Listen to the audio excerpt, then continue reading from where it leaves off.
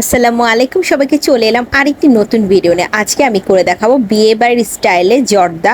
কারণ বিয়ে বাড়িতে এত কিছু খাওয়ার পর সেই জর্দাটা আর খাওয়ার রুচিতে আসে না, কিন্তু পরে বাসায় এসে কিন্তু ঠিকই আফসোস হয় যে আমার জর্দাটা খুব খেতে ইচ্ছে করছে।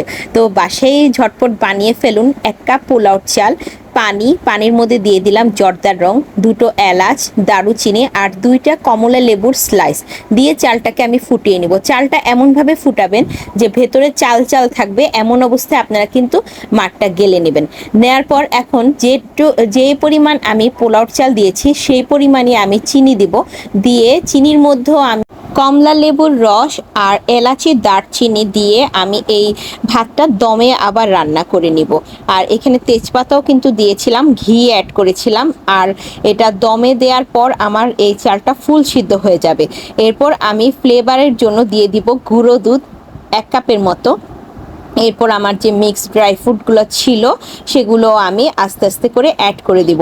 অবশ্যই আপনারা যখন ড্রাই ফ্রুট অ্যাড করবেন তখনই কিন্তু চুলার জালটা বন্ধ করে দিবেন, কারণ আমি এখানে মোরব্বা ইউজ করেছি।